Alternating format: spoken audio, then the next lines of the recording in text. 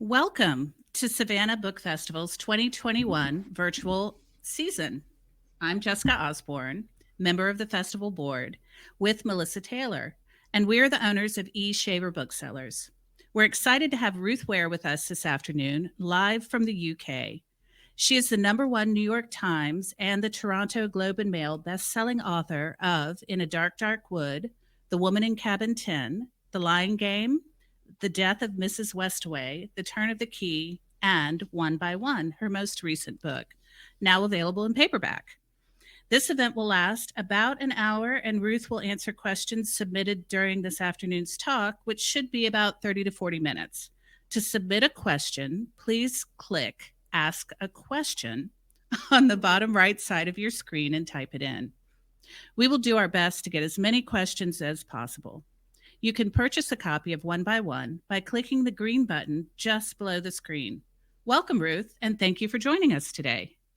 Oh, I'm so pleased to be here. I just, wish I could have flown over and done the event in person, but yeah, we're not quite there yet. Oh, it feels like that reality is getting closer. Yes. Yeah, there's a light at the end of the tunnel for sure, but we're delighted to talk with you this way. We are, and next year maybe, who knows? Yeah. So things to hope for. So we have a few questions that we put together for you. We've read all of your books and really enjoyed them. Yeah. So thank you. Yeah. Well, I'll keep all the answers spoiler free, just okay. The people in the audience you haven't, but okay. Yes. So the first thing, like when we were discussing your books together, is just how do you find your story? Do you look at like current events and news and get inspiration from that, or do they just come to you? Do you just have a murdery mind? Every single book is different, and I would say sometimes it's really hard. Sometimes I have to really scrabble around for a story, and sometimes they kind of come fully formed. And probably the best example of that was the first crime book I wrote, In a Dark, Dark Wood, where a friend said to me that she'd never read a thriller set on a hen night, and it was literally like this kind of ting moment, and I was like, oh, I really want to write that book. And the plot kind of just formed, almost fully formed in my head, and there was stuff I had to work out and things that I had to research and stuff. But I knew right from the outset how I wanted to structure it. I knew I wanted to have it as a hen night, and then like 48 hours later, my character waking up in hospital with a head injury, and kind of her sort of remembering back to what had happened and trying to kind of piece it all together. And yeah, the characters kind of just sort of walked on and introduced themselves. But other books were much harder to sort of put together, or came about from lots of sort of different ingredients. The Turn of the Key was one that was took me sort of a long time to kind of find the different parts to put it together. And I'd wanted to set a novel in Scotland for ages. So that was kind of in the forefront of my mind. And I've been reading lots of newspaper articles about this new phenomenon of digital abuse, which is like, where typically one half of a couple is kind of the tech savvy one, and they install all of these gadgets around the home. They have the passwords, they understand how to use them, and the other partner kind of just goes along with it because whatever, is great to have an app that can turn the lights on and off, or play music through your home hub or whatever. But if the relationship breaks down, then suddenly you're in this house that somebody else can control, on which you have no kind of power of sort of overriding this. And now it's something that's sort of fairly well known. We've seen it in things like Dirty John, and lots of, there's been quite a lot of coverage over it. But at the time I was writing the book, it sort of seemed to be occurring to people for the first time that this was a real problem and something that potentially needed to be prosecuted. But I didn't find the other ingredients for the plot straight away, and I knew I wanted to write an epistolary novel. I'd tried to do that a few times, but somehow the idea of having a character in prison seemed to work with that, because we don't really write letters very much anymore, but prison is the one place where people have to, because they don't have access to the internet. So it seemed like plausible that someone in prison would be writing letters. And gradually all these kind of elements sort of coalesced into a plot. And I guess One by One was sort of half and a half. I knew right from the beginning that I wanted to write a book about co-workers, because I'd written I'd written a bunch of books about friendship and quite a lot about family, and sort of, tackled romantic relationships along the way.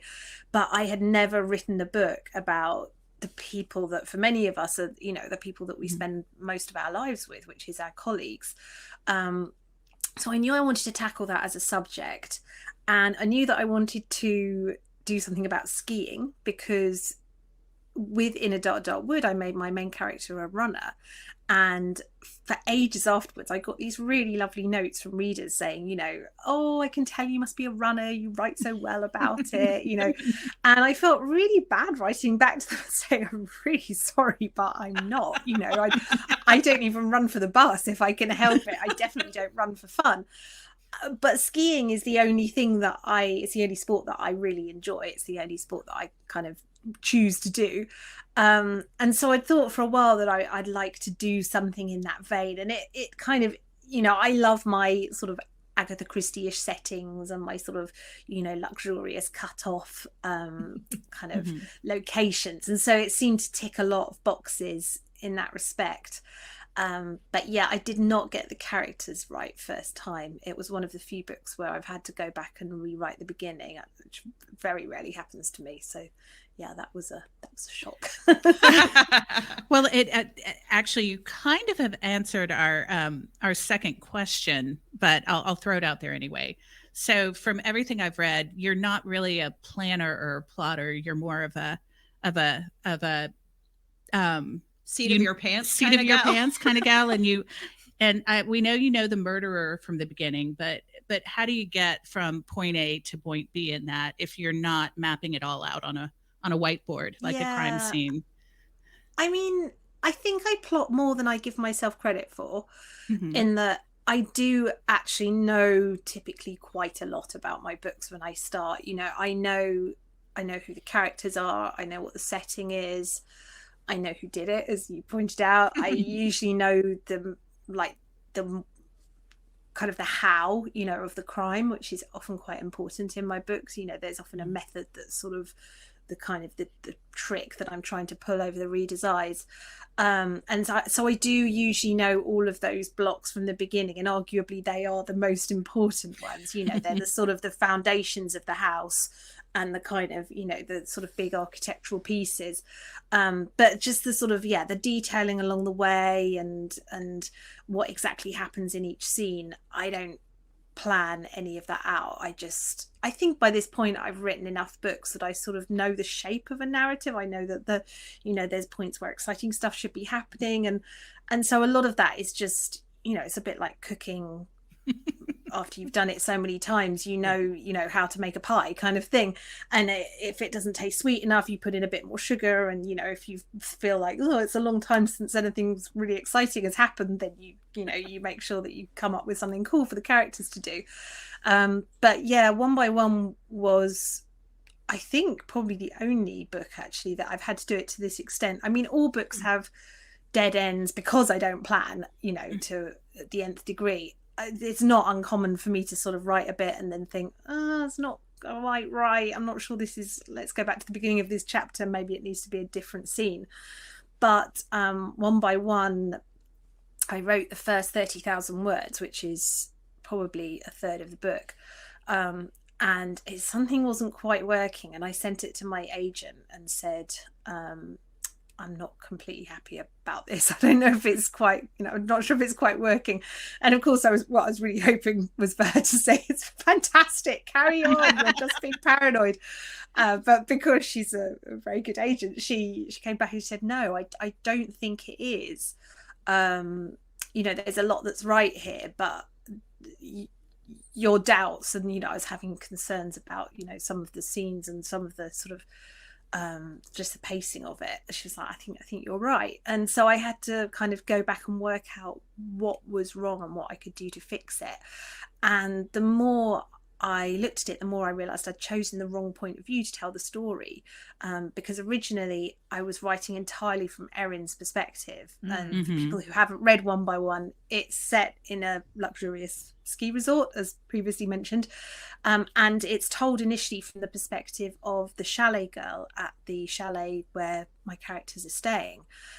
So she's like the hostess of the chalet. She works there with her colleague Danny. She's in charge of taking care of all of these people. And at the beginning of the book, they're setting the chalet up for this new group that they're going to welcome, who's this group of kind of tech entrepreneurs who've started up this startup app, which has received this huge buyout offer from, I don't know, like Google or Spotify type thing. And so they're having a corporate retreat to try and decide whether or not to accept this buyout offer. And if they do, it's going to make the shareholders in the company really wealthy. But the two founders are split. One of them wants to take the money and walk away, and the other one wants to remain in control of the company because he thinks they can go public and ultimately make even more money later on. And the problem was, Erin wasn't part of any of this. She didn't know anything about the company. She wasn't in any of these important meetings, which I had to have to kind of to set up the premise of the book, which is this huge power struggle that's taking place at the heart of the company. And so I was having to resort to her kind of, listening at doors and overhearing conversations, which was super out of her character. It just wasn't something that she would do. And I thought, okay, I need to have, my narrator needs to be someone at the heart of the company, because I need to have someone who understands all of this intimately. But I knew I didn't want to chuck away all of Erin's scenes, because part of what I was writing about was the fact that this company is in many ways incredibly toxic. It's sort of grown up from this seed with a CEO who's really charismatic, really bullish, really kind of driven, but doesn't really care about people and has never learned to care about the people in his company.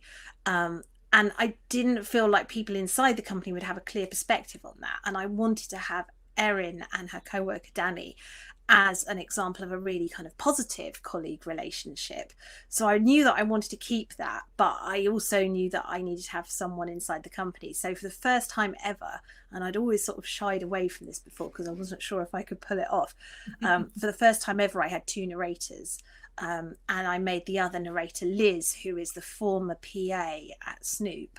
That's the company. And she was like the secretary at the company way back in its sort of very first iteration. And because of this, she's ended up with this tiny 1% shareholding, which by a fluke in the voting rights has given her the casting vote in what happens.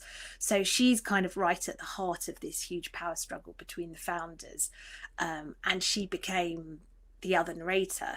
And as soon as I'd realised that, and I had to chuck away about half of what I'd written for Erin and rewrite it from Liz's perspective, as soon as I'd done that, the book just took off. And that after that it was fine. But yeah, it doesn't happen to me very often that I make such a significant misjudgment, but that was one. Well, I think it actually ended up for the best, because I think having the dual narrators was really important to learning about the characters in that book. Yes. So I think it worked out really and well. It was fun. Like, I had a really good time. It's really fun writing a scene from the perspective of one character and saying, here's what's going on. And then you write it from the perspective of the other character and say, and actually this is what's really going on, you just didn't know it. So it's it was a kind of fun game to play with the characters and to play with the readers a little, sort of showing two sides of the same story. Well, so you talked about this a little bit earlier about your Agatha Christie sort of settings, and so you tend to like to put a group of people in a fairly remote, secluded spot and then just stir the pot. So what is so appealing to you about that as the basis for your stories? I don't know. It is something that I seem to keep coming back to. Often in my books, there's like a kind of a pressure cooker part of the narrative, and then there's a more sort of wide open part. Like in The Lying Game, there's like just the four of them who are all sort of together in the present day, and then there's like this school kind of narrative where they're at school with a sort of a cast of thousands. I think partly as a writer, it's fun to put characters under pressure and to put them in these sort of very stressful situations. And for me, I'm superficially quite a sociable person, and I love meeting people. I love, going out, but I'm also someone who needs to kind of to recharge. I think I'm fundamentally an introvert, like many writers are and many readers are. And so my personal horror is being stuck in a situation that I can't get away from, which is why my characters keep on having to do things like share rooms, which is my absolute night. Like, you know, I've been on enough corporate retreats where, you know, there weren't quite enough bedrooms and someone has to shack up with someone else, and I'm always the one there in the corner going, please not me, please not me, please not me, because I just, you know, I can take it for like 3 hours, I can go down to the bar, I can drink, I can chat, I can have a really good time, but I just need to be able to just go somewhere, shut the door, and not have to deal with anybody, and just sit there on my phone and kind of go into my shell for, you know, a couple of hours, and then I've recharged and it's fine and I can do it again. But lots of my books are kind of rooted in my own sort of fears and phobias and 3 a.m. worries. And yeah, that's definitely, for me, that's definitely like a personal kind of horror, is of being sort of stuck somewhere that I can't get away from various horrible people.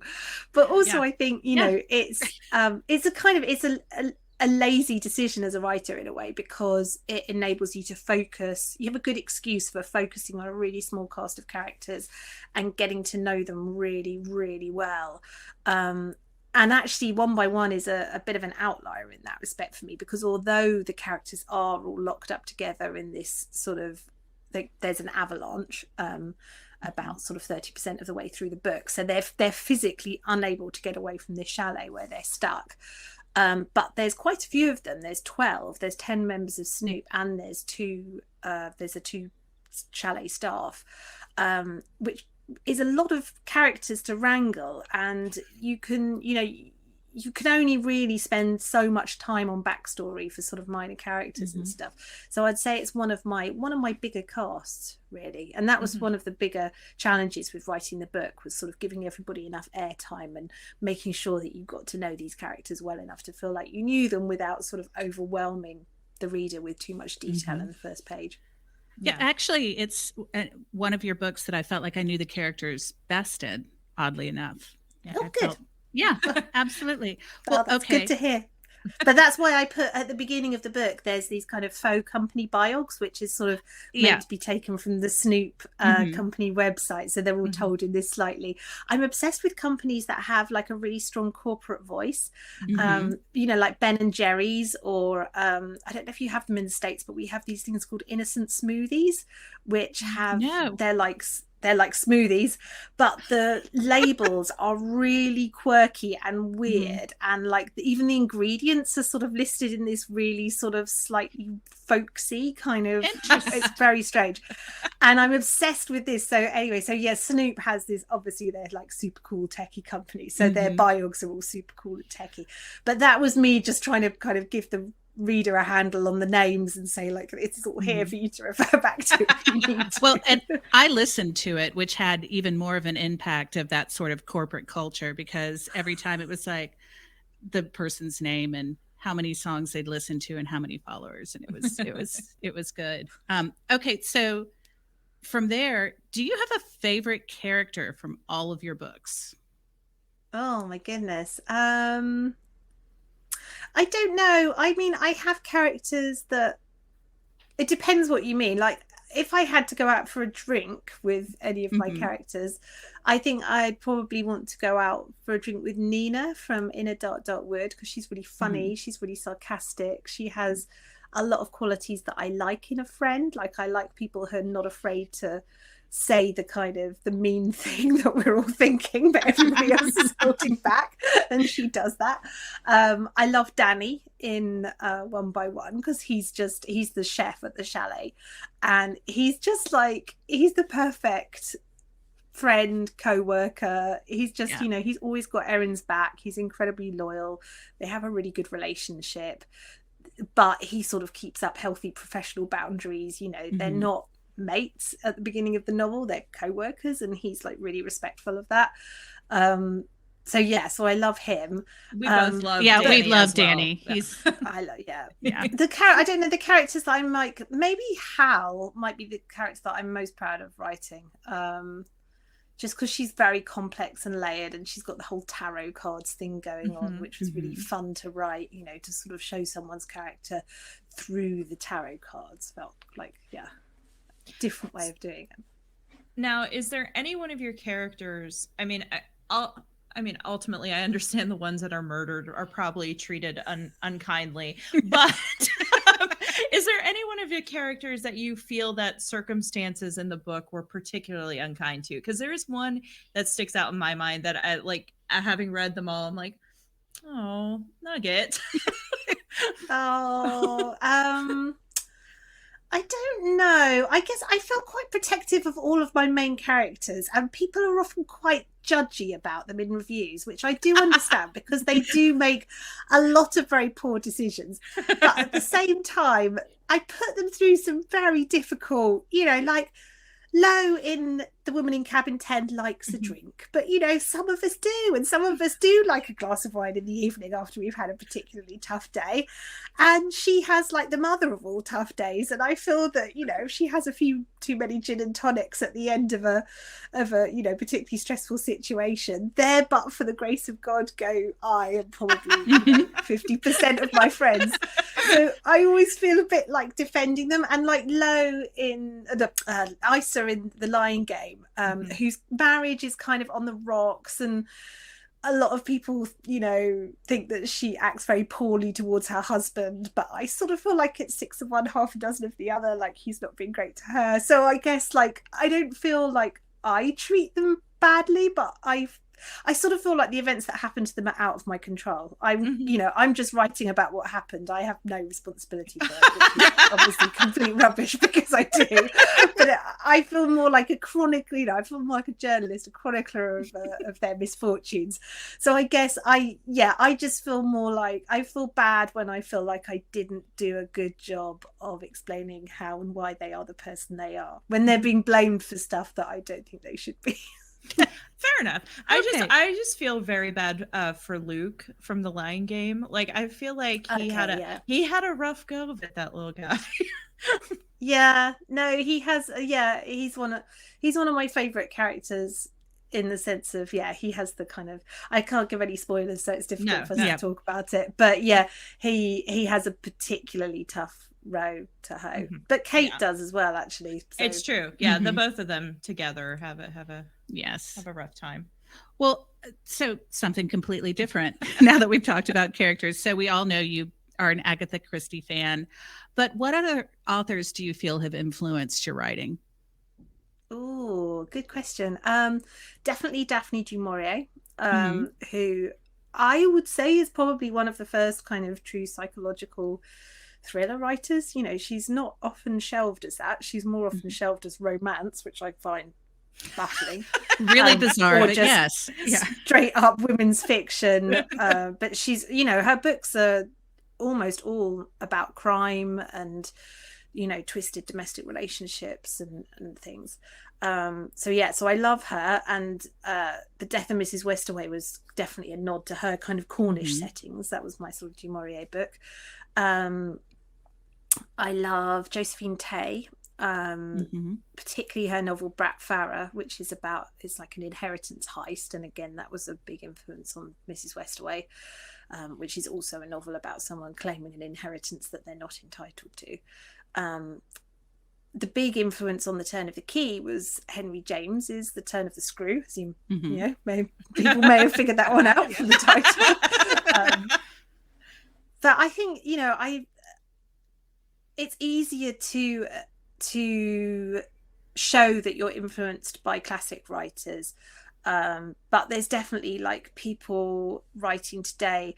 I would shy away from imitating them in the same way that I do with like Henry James. It's fine, right. If he's so well known, like me ripping him off isn't gonna offend anybody.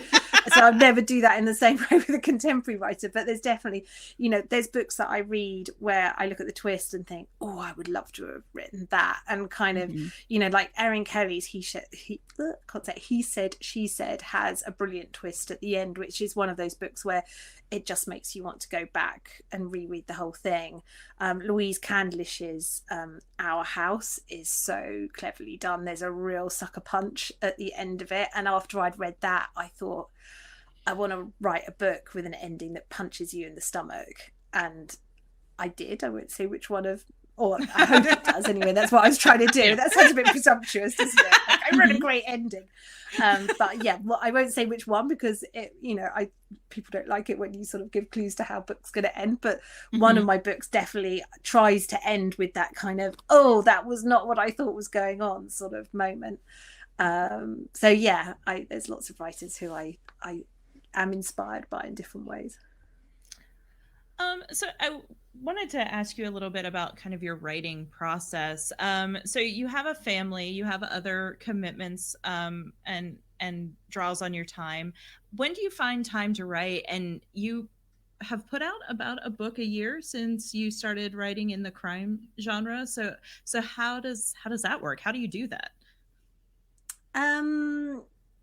With difficulty sometimes. I mean, mainly I treat it like a job. And since publication of The Woman in Cabin 10, I've been a full-time writer. So prior to that, I was writing alongside the day job, which worked surprisingly well. I often found that my most productive writing days were the days after I'd been in the office, because I think my imagination had just sort of had time to refill, and I'd been kind of subconsciously mulling over stuff. And so I worked 3 days, 2 days. So I had 2 days a week at home. And those days I would just completely write up a storm and just, I'd often write like kind of 7,000 words, which is not something I ever managed to do now. And yeah, so I was writing a book a year on sort of part-time, and then having written The Woman in Cabin 10, and it was doing really well. It was, in the New York Times bestseller list, and Reese Witherspoon was like optioning in a Dotwood, and all. I thought, I think I can probably afford to give up the day job at this point. So I resigned and became a full-time writer, which is such a privilege and something I will never stop being grateful for. But I thought, now I'll be able to write 2 books a year.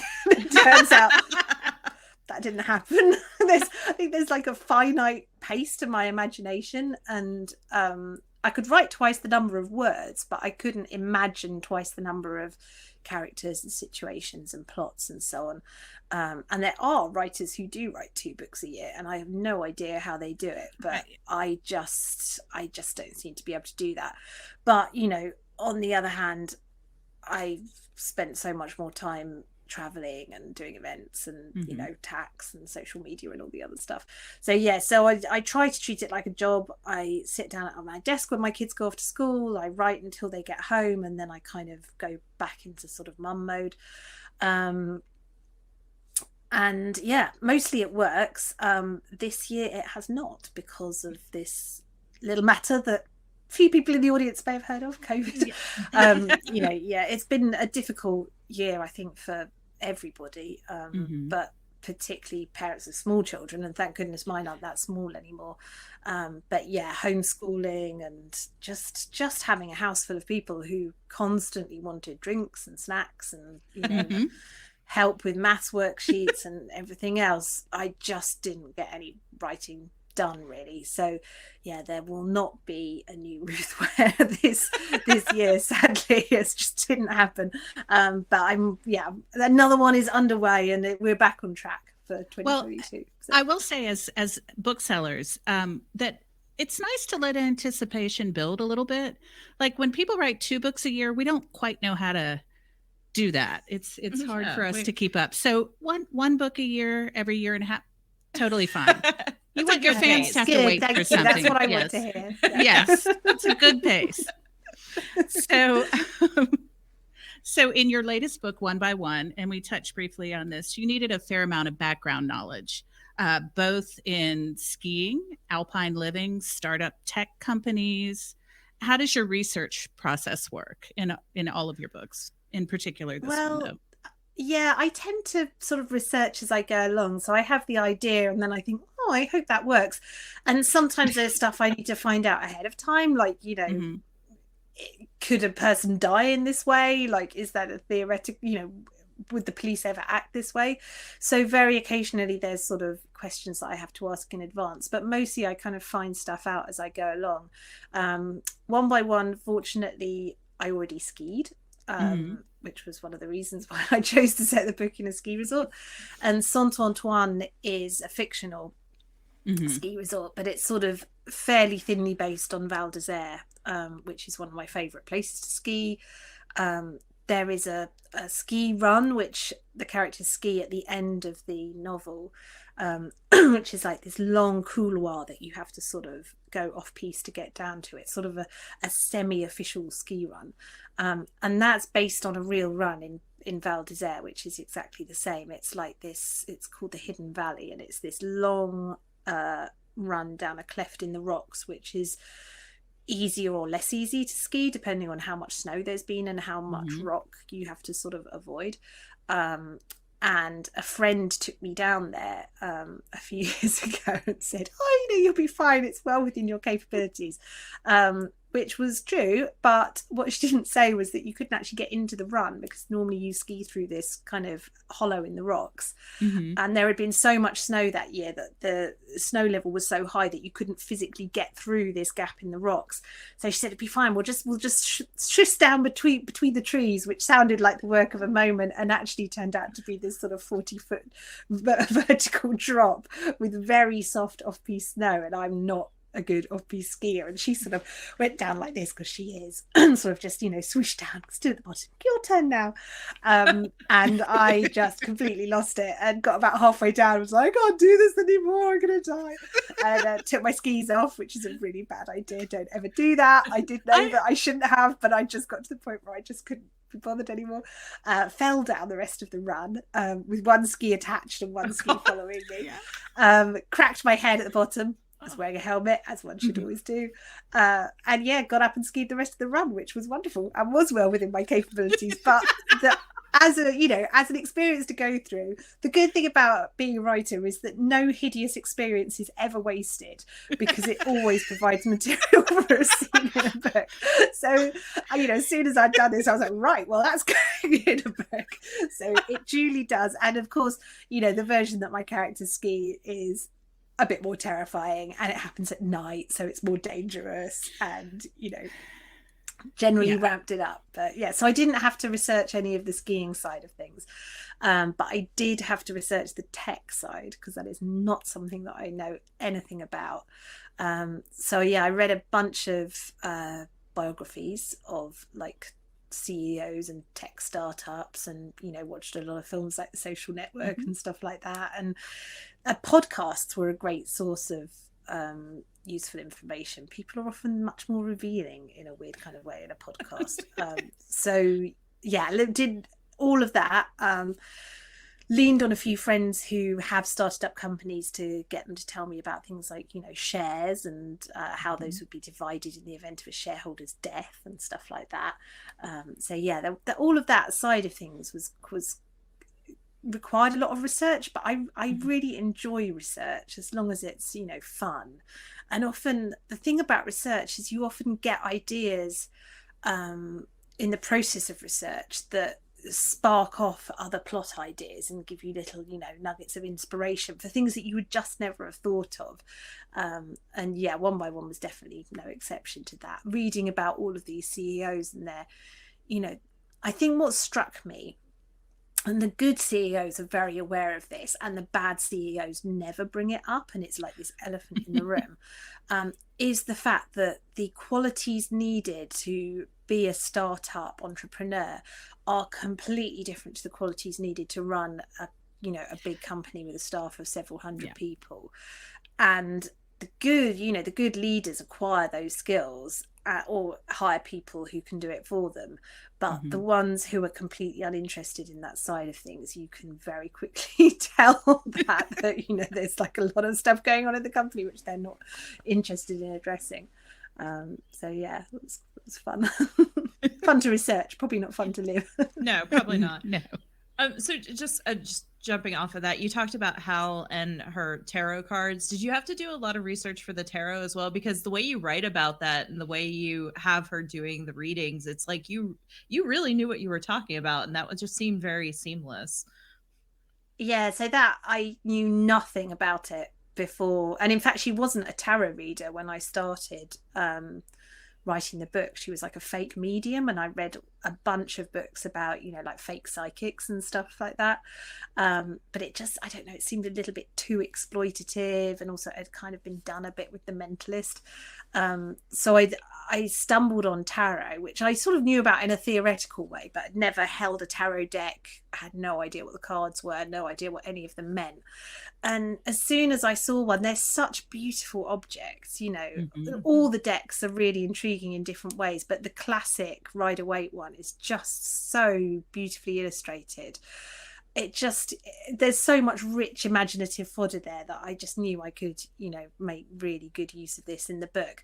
And I basically taught myself to read tarot, read loads of books about how to, you know, how to interpret a deck, how to, you know, how to conduct a reading, all the different spreads that you can do.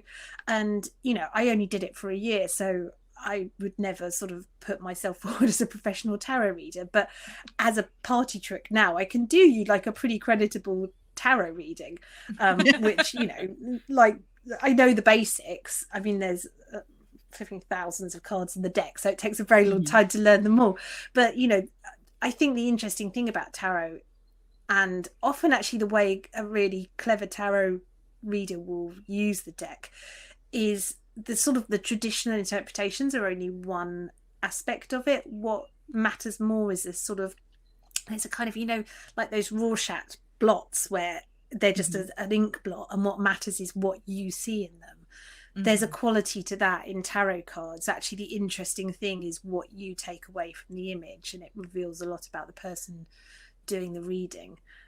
So yeah, all of that was fascinating, and that was a really good example of something that came up in research. I had no clue about it before I started the book, and it just became an integral part of the plot and gave me so many different plot threads that I would never have thought of employing. So yeah.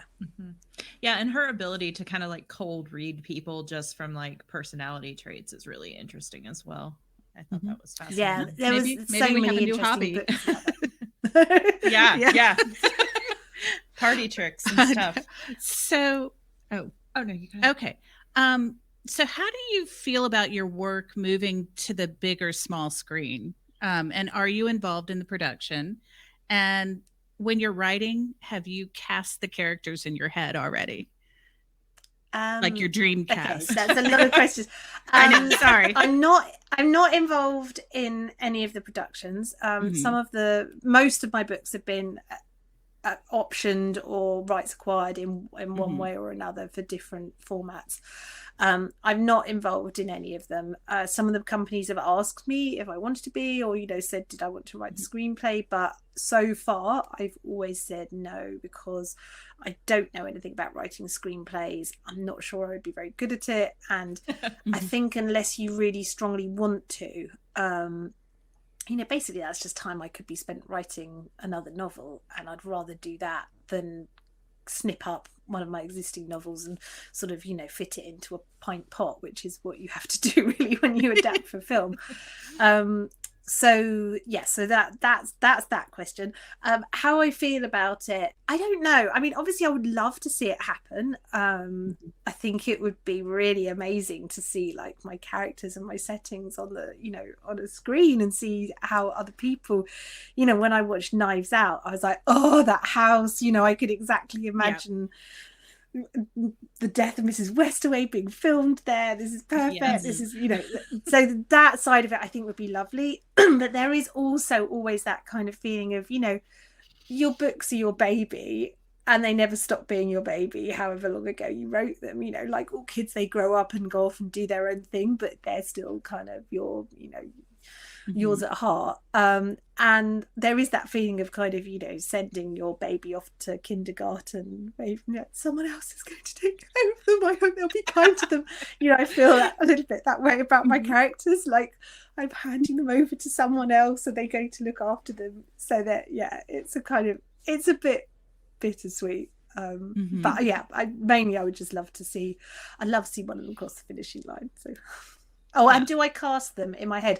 No, absolutely not. Partly I'm very, very bad at celebrities. People always coming up to me and saying blah blah blah blah blah would be amazing as so and so, and I'd be like, sure, without having the slightest idea of who these people are. Like, I watch a lot of telly, but I'm just not very good at paying attention to who's acting in. And I'm very occasionally I'll be like, oh, weren't they in so and so?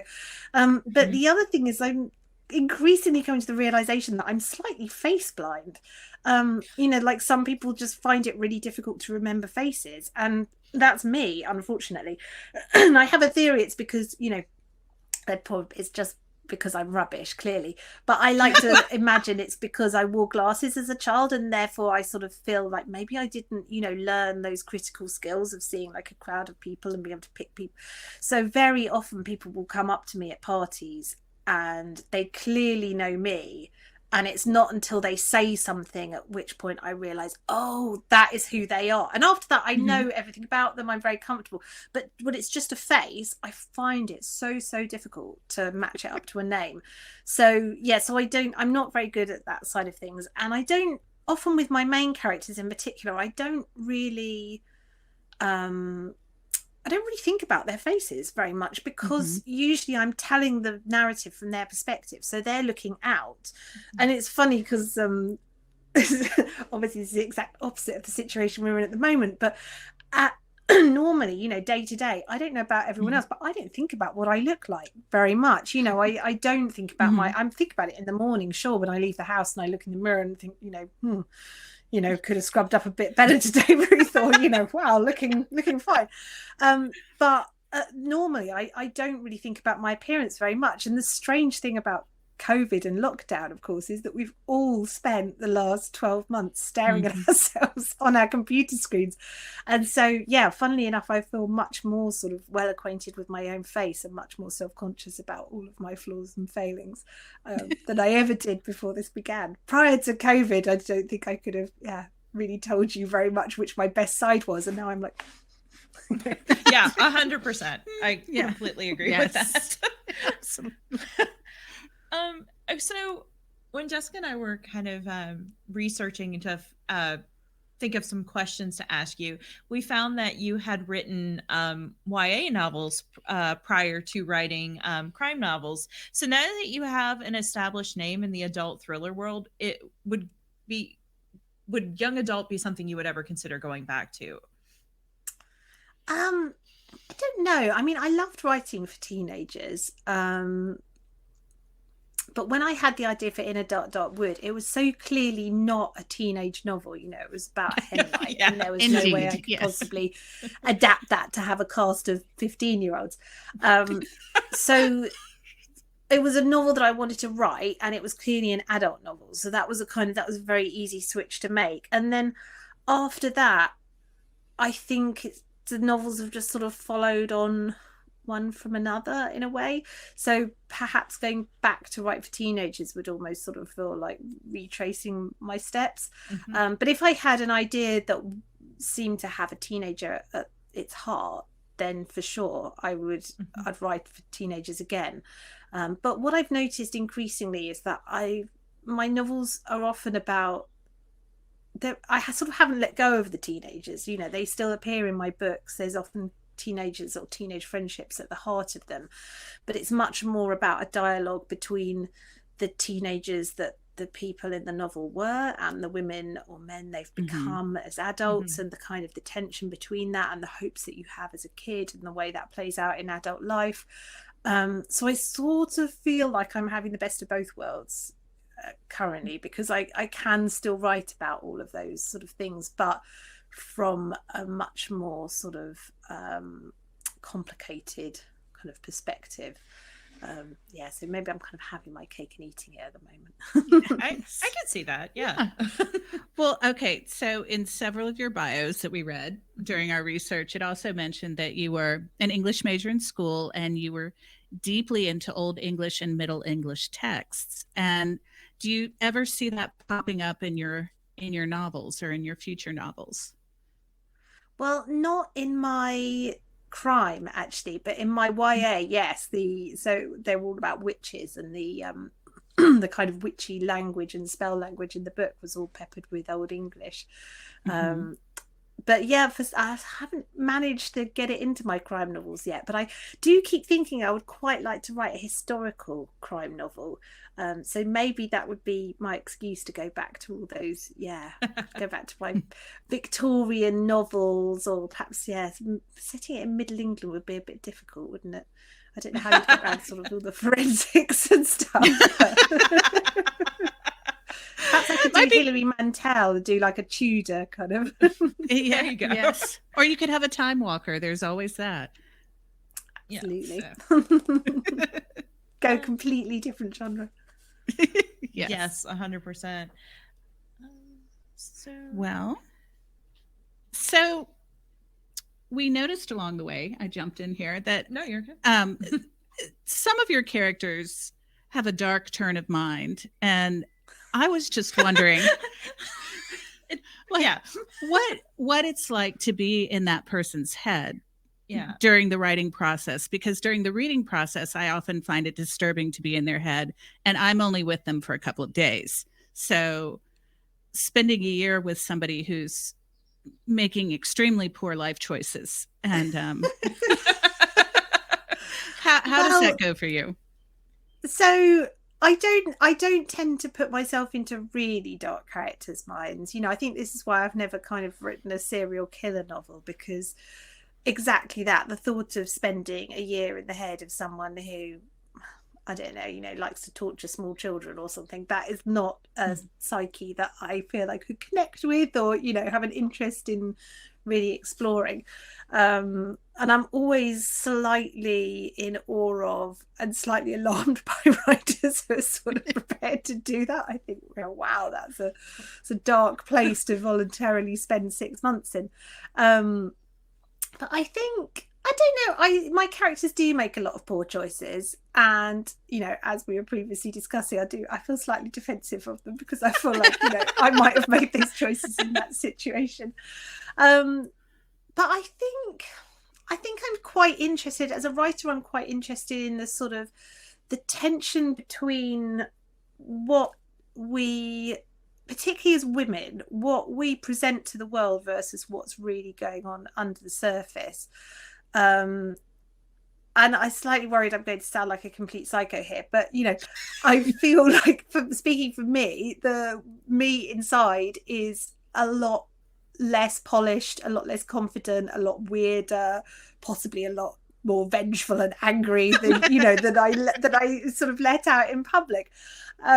And so I'm always interested in exploring that kind of tension, the sort of the meek and mild exterior, or the polished and calm exterior, and the sort of raging tensions that are actually going on underneath the surface. So maybe I exaggerate that a bit in fiction, but no, I don't find it. It's quite cathartic, actually. I think because my characters do such awful things, and they act in such extreme ways sometimes and make such poor choices, that it's quite reassuring, because you get to sort of enact all of your terrible impulses and sort of all of those feelings through someone else, and then at the end of it you can sort of think, oh well, I'm glad I didn't do that. It's sort of that feeling of when you have a terrible dream where you've done something absolutely awful, and you wake up kind of sweating and panting, and you're just so relieved that didn't happen. That you kind of wake up and face the day in this sort of like, Snow White, there's birdsong outside, everything's wonderful kind of feeling, because you didn't do it. So I think that maybe that's why crime writers are so cheerful, because we're all just that endlessly thankful that we're not the characters in our novels. I know. Well, my husband, I was reading The Woman in Cabin 10, and my husband's like, would you like a drink? And I'm like, no, I'm fine. Perfectly fine right now.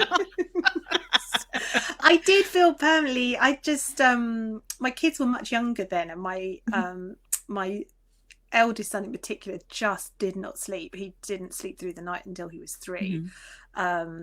And that memory of being so tired you're almost hallucinating was really vivid in my mind. And yeah, revisiting it in fiction, because Lo is either drunk or exhausted to the point of almost delirium for most of that novel, and that was quite strange to write. It was quite weird putting myself back in those shoes and kind of thinking, oh my god, yeah, you know, I remember what it's like getting up and sort of almost not being able to see straight because you just only had like 2 hours sleep. Oh yeah. I have three children. Well, they're all grown now, but when they were younger, oh yes, I remember those days well.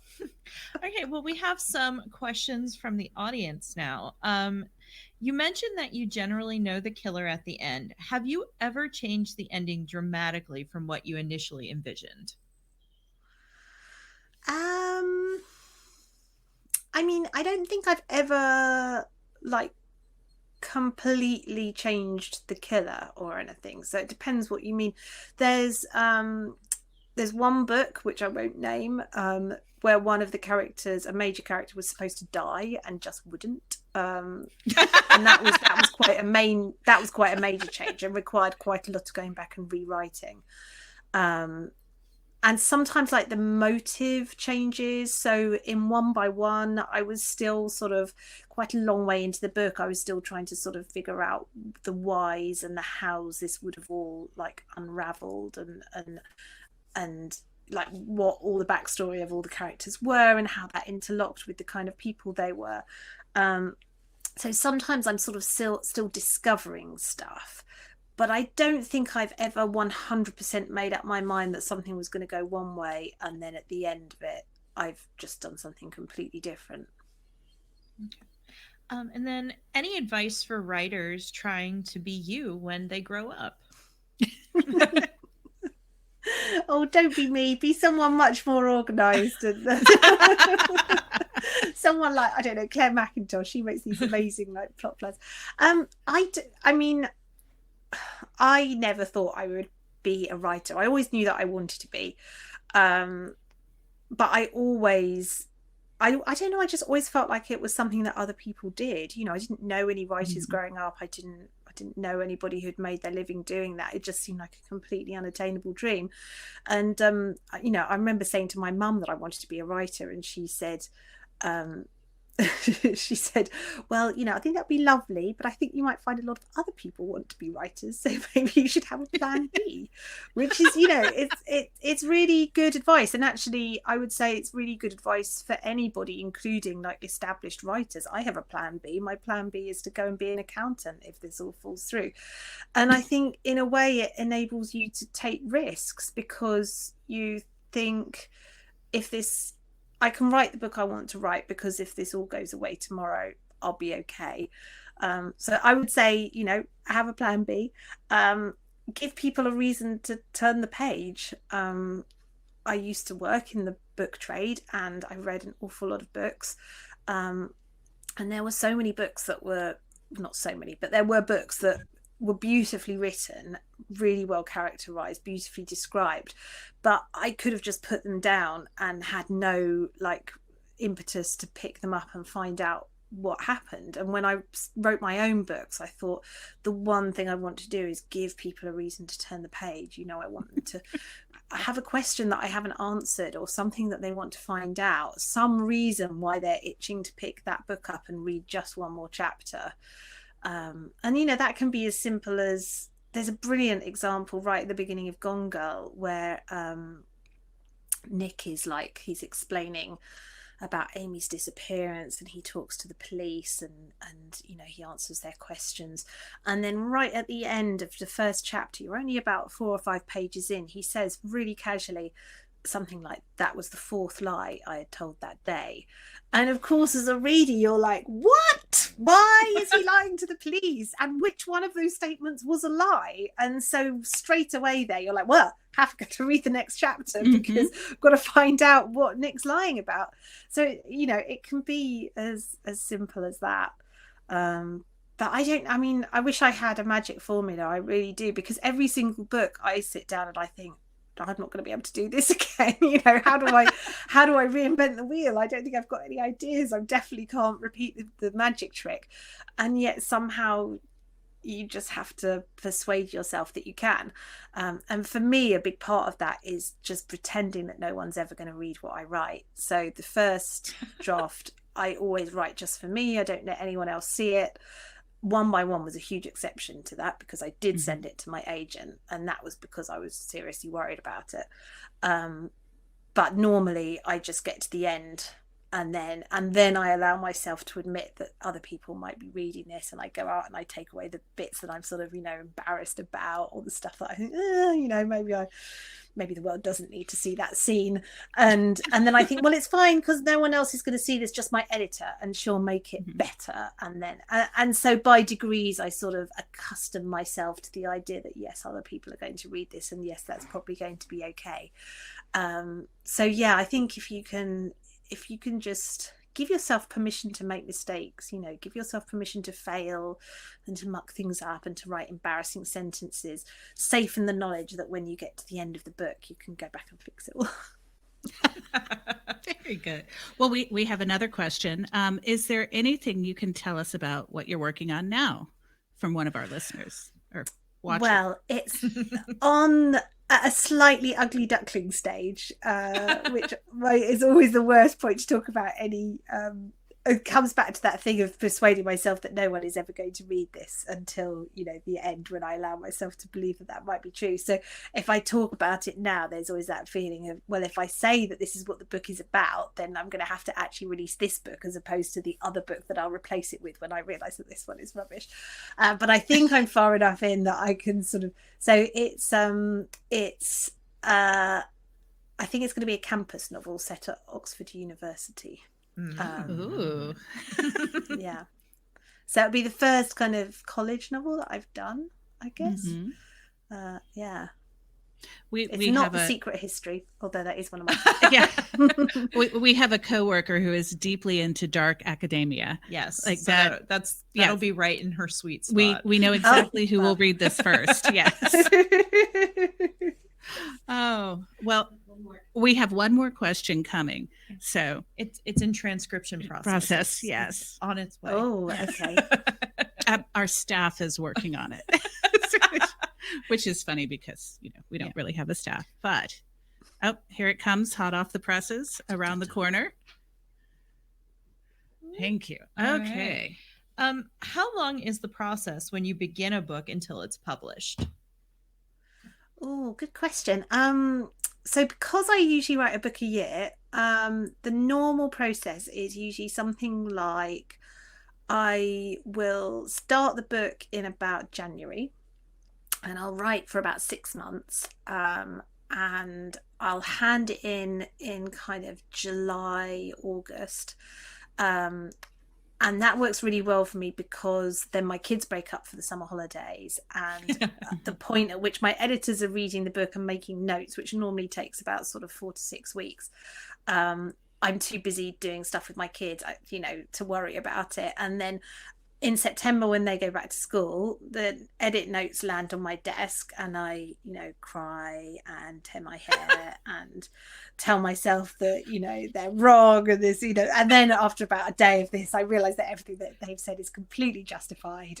And, I don't think any author has ever read an edit letter that didn't make them think, what? No, you misunderstood my genius. But of course, as soon as you've got over that kind of initial kind of, then you realise that they've got a really good point, and I think people outside the editorial process often imagine that it's quite adversarial.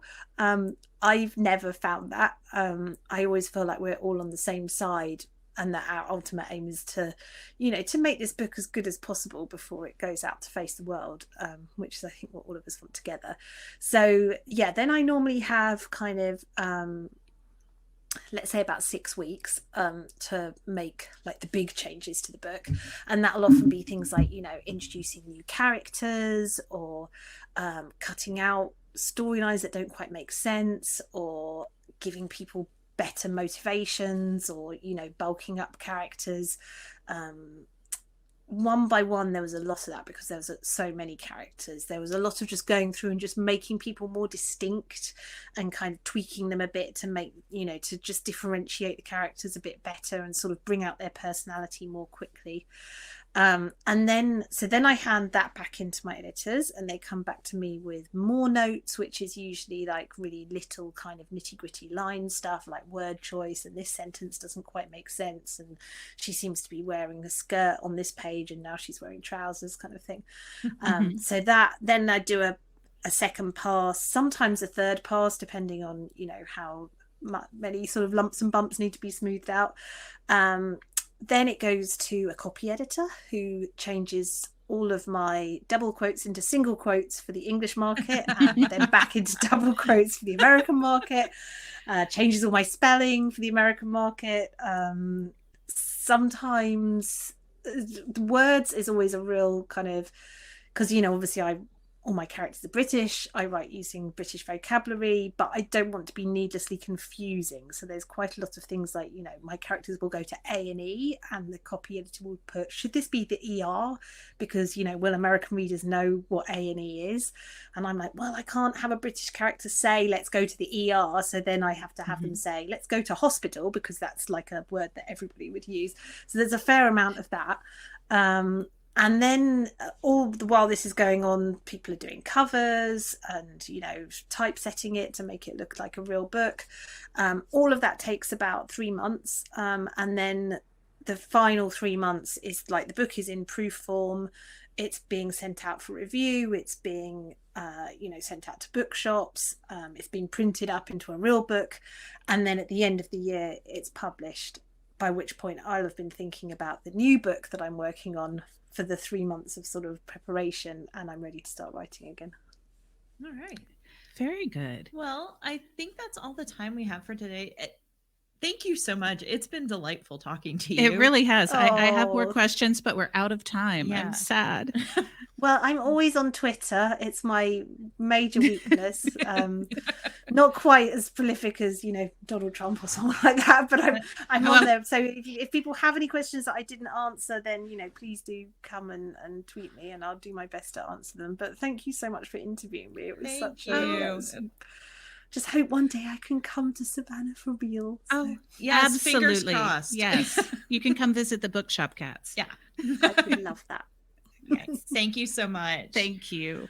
Well, thank you for having me. And yeah, it's a really fascinating interview and great questions. Oh, thank you. Well, and to all of you watching today, thank you for joining us. Stay tuned for future events, and go to savannahbookfestival.org for event information and updates. Don't forget to purchase a copy of One by One, which is now out in paperback, by clicking on the button just below the screen. And a happy Mother's Day out there to all the wonderful mothers who are joining us. Bye. Bye.